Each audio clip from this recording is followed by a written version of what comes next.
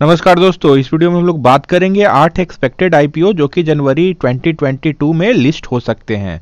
तो 2021 में हम लोग देखे थे आईपीओ का साल रहा था और ऑलमोस्ट करीब 65 आईपीओ मार्केट में खुले थे और इन्होंने बहुत ही अच्छा ओवरवेलमिंग रिस्पांस रिटेलर्स का रहा था और इन आईपीओ के द्वारा करीब 1.31 ट्रिलियन रुपीस जुटाया गया था। तो बहुत ही ज़्यादा ह्यूज सक्सेस रहा था पिछले साल की आईपीओ में, क्योंकि मार्केट में एक बुल रन था और बहुत ही ज़्यादा ओवर सब्सक्रिप्शन से बहुत सारे आईपीओ खुल रहे थे। इसमें बहुत सारे स्टॉक ओवर वैल्यूड भी लिस्ट हुए, जिसका हम लोग को बाद में देखने को मिला कि जैसे पेटीएम या नाइका ये सब, उसमें हम लोग को देखने को मिला कि प्राइस फिर फॉल कर गया। और पहला आईपीओ जो कि इस जनवरी लिस्ट हो सकता है वो है अडानी विल्मर। हम लोग फॉर्चून का अपने घरों में यूज़ करते होंगे, फॉर्चून का प्रोडक्ट जैसे सोयाबीन ऑयल ये सब यूज़ करते होंगे, वही अडानी विल्मर का ही प्रोडक्ट है और अडानी ग्रुप का बैकिंग है। तो हम लोग लिस्टिंग गेल के लिए तो अप्लाई कर सकते हैं। अगर जीएमपी हम लोग को 50% से अबव अगर दिखता है तो हम लोग अप्लाई करेंगे, लेकिन लॉन्ग टर्म इन्वेस्टमेंट के लिए हम लोग बाद में डिस्कशन करेंगे। और आईपीओ से जो पैसा एकत्रित होगा उसको कंपनी एक्सपेंशन प्लान के लिए यूज़ करेगा और एग्जिस्टिंग मैन्युफैक्चरिंग फैसिलिटी को डेवलप और भी किया जाएगा, और भी नया जो मैन्युफैक्चरिंग फैसिलिटी है उसमें भी कुछ कैपिटल एक्सपेंडिचर किया जाएगा और रिपेमेंट और pre payment of the companies borrowing जितना है उसको डील किया जाएगा and funding strategic acquisitions and investment ये सब भी कंपनी आईपीओ के पैसे से करेगी। अगला आईपीओ जो लिस्ट होने की तैयारी में है दोस्तों वो है मोबीक्विक। मोबीक्विक एक फिनटेक कंपनी है, इंडिया के एक largest, one of the largest हम लोग बोल सकते हैं mobile wallets and by now पे लेटर प्लेयर है और based on mobile wallet GMB and BNB respectively in physical 2021 में। और कंपनी फोकस कर रही है दोस्तों जो क्रेडिट नीड है फास्ट ग्रोइंग ऑनलाइन ट्रांजेक्शन में, और उसको कंबाइन किया जा रहा है मोबाइल पेमेंट्स जिसमें बेनिफिट्स होगा बाई नाउ पे लेटर का। मोस्टली हम लोग देख रहे हैं पेटीएम भी लॉन्च कर चुका है, फ्लिपकार्ट भी लॉन्च कर चुका है और मोबीक्विक भी बाई नाउ पे लेटर लॉन्च करने वाला है या कर चुका है। तो और हम लोग जानते थे कि मोबीक्विक पिछले ही साल लिस्ट होने वाला था, लेकिन बात है कि पेटीएम का लिस्टिंग बहुत ही पुअर होने के कारण मोबीक्विक ने भी अपना हाथ खींच लिया और अप्रोप्रिएट समय का वेट कर रहा था लिस्टिंग के लिए, इसलिए मोबीक्विक अब जनवरी 2022 में लिस्ट होने की तैयारी में है। और आईपीओ से जो पैसे एकत्रित होगा कंपनी इसको नेट प्रोसीड करेगा ऑर्गेनिक और इनऑर्गेनिक ग्रोथ इनिशिएटिव के लिए और अदर कॉरपोरेट पर्पसेस के लिए कंपनी यूज करेगा। और अगला आईपीओ जो लिस्ट होने की तैयारी में है दोस्तों वो है ईएसएएफ स्मॉल फाइनेंस बैंक। एक स्मॉल फाइनेंस बैंक है और बैंकिंग सर्विसेज प्रोवाइड करता है, मोस्टली स्मॉल लोन्स प्रोवाइड करता है अंडर बैंक को। और स्मॉल फाइनेंस बैंक के बारे में हम लोग जानते हैं कि जैसे डेली वेज वर्कर हो गए या आपके वेजिटेबल सेलर हो गए, ये सब को कंपनी लोन प्रोवाइड करता है, मोस्टली माइक्रो लोन होता है और वीकली बेसिस पे कलेक्शन करते हैं। और जैसे हम लोग जानते हैं बंधन बैंक के बारे में, उज्जीवन स्मॉल फाइनेंस बैंक, ये सब माइक्रो फाइनेंस की लीडर कंपनी है। तो ईएसएफ स्मॉल फाइनेंस बैंक भी एक उभरता हुआ कंपनी है और इसमें भी हम लोग लिस्टिंग गेन के एक्सपेक्टेशन से इन्वेस्टमेंट कर सकते हैं। और आईपीओ से जो पैसा कंपनी एकत्रित करेगा उसको कंपनी यूज़ करेगा अपने टीयर 1 कैपिटल बेस को इंक्रीज करने में और फ्यूचर कैपिटल रिक्वायरमेंट्स को पूरा करने में। और अगला आईपीओ जो लिस्ट होने की तैयारी में है वो है स्कैनरे टेक्नोलॉजीज, जिसका फाउंडेशन रखा गया था 2007 में और एक बहुत ही मेजर क्रिटिकल पार्टिसिपेंट है इंडिया का मेडिकल डिवाइस सेक्टर में। और हम लोग जान रहे हैं कोविड के बाद से मेडिकल सेक्टर बहुत ही ज़्यादा ग्रो करने वाला है, तो कंपनी मेडिकल गैजेट्स बनाता है, उसको डिज़ाइन करता है, डेवलप करता है, मैन्युफैक्चर करता है एंड मार्केट करता है अदर कंट्रीज और इंडिया में भी। और कंपनी का प्रोडक्ट होता है mostly critical care, radiology, respiratory management system में।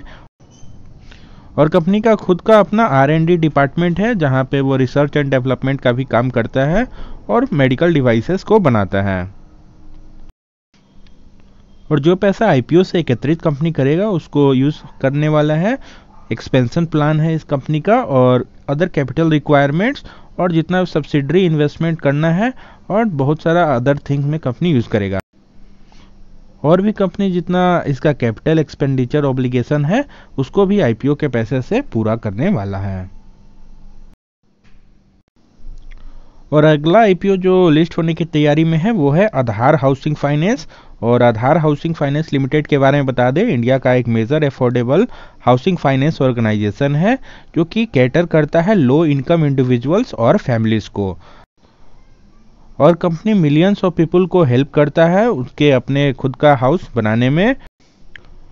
और आईपीओ से जुटाए गए पैसे को कंपनी यूज करने वाली है अपना कैपिटल बेस को बढ़ाने में और फ्यूचर कैपिटल एक्सपेंडिचर को मीट करने में। और अगला आईपीओ जो लिस्ट होने की तैयारी में है दोस्तों वो है ESDS सॉफ्टवेयर। और ESDS सॉफ्टवेयर एक सॉफ्टवेयर कंपनी है जिसका फाउंडेशन 2005 में नासिक में रखा गया था। और company wide range of services provide करता है वेरियस सेक्टर्स और मल्टीपल कंट्रीज में कंपनी काम करती है। और आईपीओ से रेज्ड हुए पैसे को कंपनी कुछ बाई करना चाहता है क्लाउड कंप्यूटिंग इक्विपमेंट्स, इसके जो डाटा सेंटर्स हैं वहाँ पे। और भी company long term working capital provide करना चाहता है। और कंपनी रीपेमेंट या प्रीपेमेंट करना चाहता है अपने डेप्ट को फुल या पार्ट में। और जितना सर्टेन टर्म्स लोन्स है उसको भी कंपनी अपना देना चाहता है। ये सब जनरल ऑब्जेक्टिव्स है कंपनी के। और अगला आईपीओ जिसका आ सकता है दोस्तों वो है गो एयरलाइंस का या गो फर्स्ट हम लोग जानते हैं। और गो एयर एक बहुत ही अल्ट्रा लो कॉस्ट कैरियर है जो कि एयर ट्रैवल प्रोवाइड करता है मोस्टली जनरल पब्लिक को, बहुत ही इनएक्सपेंसिव और एक्सेसिबल है। और यंग इंडियंस और MSME बिजनेस ट्रैवलर कंपनी के मेन टारगेट क्लाइंट हैं। और गो एयर के पास करीब अभी 56 एयरक्राफ्ट फ्लीट पोर्टफोलियो है एज ऑफ फरवरी 2021 के डाटा के अनुसार। और आईपीओ से जुटाए गए पैसे को कंपनी लोन रिपेमेंट में भी यूज करेगा और जो एग्जिस्टिंग इसका बोरिंग है उसको पार्ट पेमेंट कर सकता है। और इंडियन ऑयल कॉरपोरेशन से जो कंपनी ने फ्यूल लिया है उसको भी कंपनी अपना पेमेंट करने वाला है आईपीओ के पैसे से। और अगला आईपीओ जो लिस्ट होने की तैयारी में है वो है Bajaj Energy. Bajaj Energy Limited Uttar Pradesh का एक major private sector thermal power company है। और कंपनी आईपीओ से जुटाए गए पैसे को यूज करेगा परचेज करने के लिए equity shares of the face value of LPGCL। LPGCL को बाई करेगा फ्रॉम BPVL एंड BHSL। और किसी भी आईपीओ में अप्लाई करने से पहले दोस्तों हम लोग को कुछ बातों का ध्यान रखना है। उसमें सबसे प्रमुख हम लोग को देखना है कि अगर आप लिस्टिंग गेन के लिए अप्लाई कर रहे हैं तो करीब आपको 40 से 50% अगर GMP चल रहा हो तभी ही अप्लाई करना है। ऐसा नहीं कि 10-20% GMP चल रहा है वैसे कंपनी में आप लिस्टिंग गेन के लिए अप्लाई कर रहे हैं। तो इस बात का ध्यान रखें कि अगर 40% या 50% GMP चल रहा है या इससे अबव चल रहा है तभी अप्लाई करें अथवा ना करें। और दूसरा हम लोग को ध्यान रखना है कि निफ्टी का कंडीशन कैसा है। अगर निफ्टी बुल रन में है तभी हम लोग को अप्लाई करना है। निफ्टी बहुत ही ज़्यादा क्रैश कर जाएगा, ओमनिकॉन का ज़्यादा या कोविड का ज़्यादा केसेस बढ़ने लगेगा, वैसे सिचुएशन में आप आईपीओ में अप्लाई ना करें, नहीं तो आप फंस सकते हैं। और दूसरा है बात है कि ग्लोबल कंडीशन को भी आप लोग देख सकते हैं और क्रूड ऑयल का प्राइसेस पे भी आप लोग नज़र बना के रखिए, तब आईपीओ में आप लोग अप्लाई करना है। तो इतना बातों का आप लोग ध्यान रखिएगा, तब आईपीओ में अप्लाई करें। लिस्टिंग गेल के लिए भी कर सकते हैं जीएमपी देखने के बाद। इसमें कोई रॉकेट साइंस नहीं होता है या कोई फार्मूला नहीं होता है कि इस आईपीओ में अप्लाई करना है। और जैसे कुछ जनरल थीम्स हैं, जैसे पिछले साल हम लोग देखे थे आईटी से जुड़े कंपनी ने अच्छा परफॉर्म किया था, केमिकल से जुड़े कंपनी ने अच्छा परफॉर्म किया था, फार्मा कंपनी ने कुछ अच्छा लिस्टिंग गेन हम लोग को दिया था, तो वैसे ही हम लोग बाई करेंगे। और ठीक है, best of luck for IPO. और वीडियो आपको कैसा लगा? वीडियो अगर अच्छा लगा होगा तो वीडियो को लाइक कर दीजिएगा, चैनल को सब्सक्राइब कर लीजिए और अपने दोस्तों में शेयर कीजिए। चलिए मिलते हैं नेक्स्ट वीडियो में।